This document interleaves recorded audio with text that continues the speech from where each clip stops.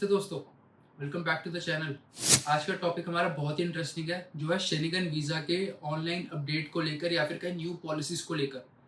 ये बहुत ही game changing इन्होंने रूल्स निकाल दिए, रूल्स की इम्प्लीमेंटेशन कर दी इन्होंने। अब मुझे ये आपसे डिस्कस करना है, आपको ये बताना है कि क्या हम जैसे इंडियंस के लिए ये बहुत अच्छा है या बहुत बुरा है, क्या है?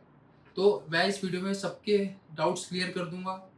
तो प्लीज़ इस वीडियो के साथ बने रहो एंड तक, एंड तब तक वीडियो को भी लाइक कर दो। तो चलो हम आगे सारा डिस्कस करते हैं, लेट्स स्टार्ट द वीडियो। सबसे पहले भाई मैं ये बात करूँगा, हो क्या रहा है ये? क्योंकि हम काफ़ी टाइम से सुनते जा रहे हैं कि भाई सारा ई वीज़ा करने का प्लान है। तो देखो 2023 साल में ईयू ने, यूरोपियन यूनियन ने बिल पास किया, एक अपनी अपील निकाली कि इसको डिजिटल वीज़ा में कन्वर्ट करा जाए। इसमें हमें मिलेगा क्या?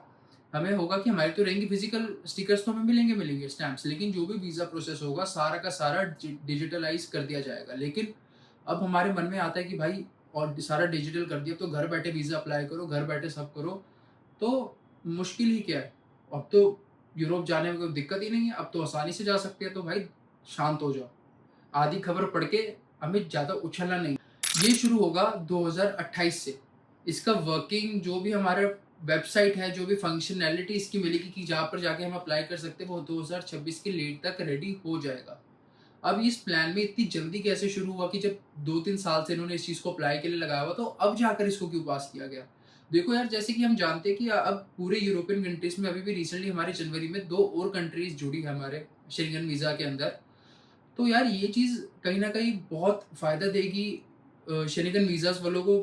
और देखा जाए तो बहुत अच्छी है भाई, तुम्हारे पास 2 एक्स्ट्रा कंट्रीज़ हो गई ट्रैवल करने के लिए, तो क्या बुराई है इसमें? तो इससे इनको बिल को आई थिंक जल्दी पास करा इन्होंने, एंड आई थिंक अब ये शुरू हो चुका है प्रोसेस। 2026 के लीड तक इनकी हमारी पूरी फंक्शनल वेबसाइट रेडी कर दी जाएगी, जिसके अंदर हम अप्लाई कर सकते हैं।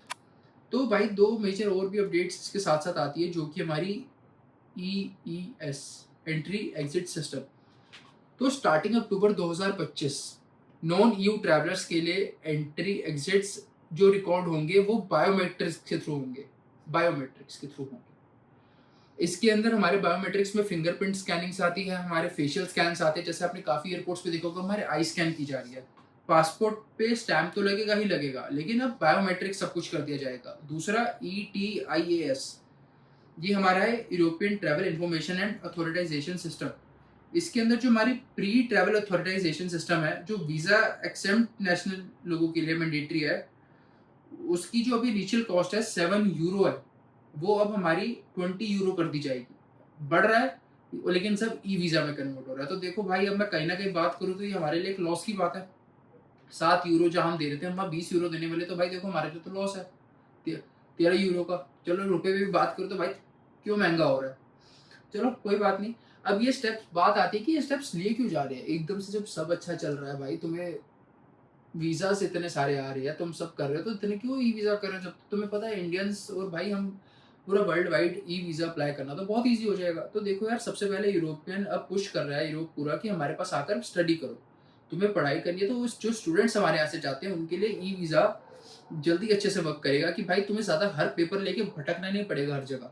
ई-वीज़ा तुम्हारे सामने है, तुम्हारे सामने इन्फॉर्मेशन होगी, तुम सब करो, कि जिससे बर्डन कम होगा स्टाफ पर भी, तुम लोगों पर भी।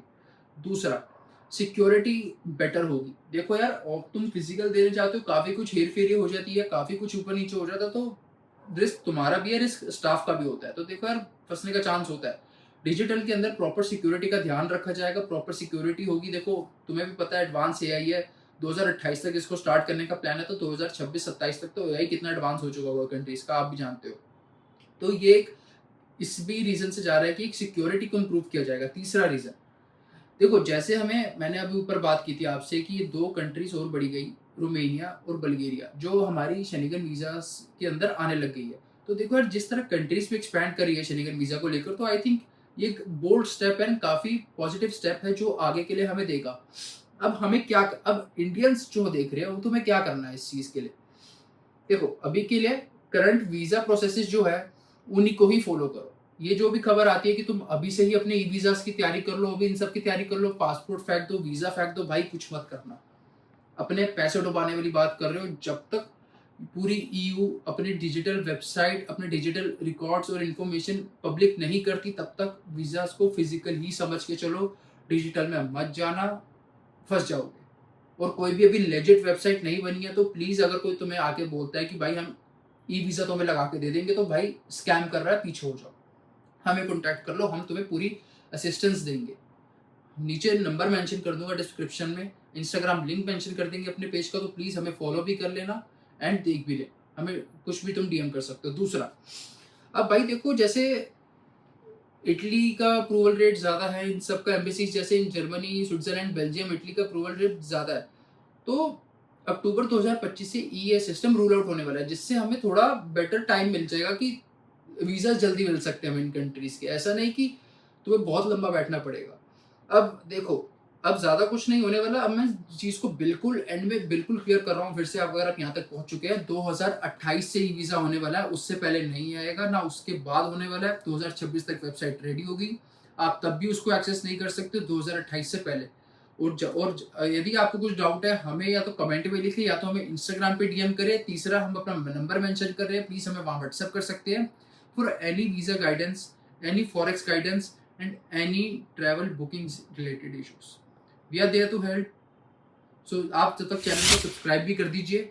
मैं अपनी नेक्स्ट वीडियो में लेकर आता हूँ। जो भी आप सबके अगर कुछ डाउट्स है, कमेंट्स में ज़रूर करना। ज़रूरी नहीं है हमें शेनिगन से रिलेटेड बात करें, हम forex, flights, holiday packages and visa assistance सबसे रिलेटेड बात करेंगे कि किस कंट्री में जाना क्या सही है क्या नहीं। तो प्लीज़ हम वीडियो को एंड करते हैं, मिलते हैं अपनी नेक्स्ट वीडियो में। तब तक के लिए गुड बाय।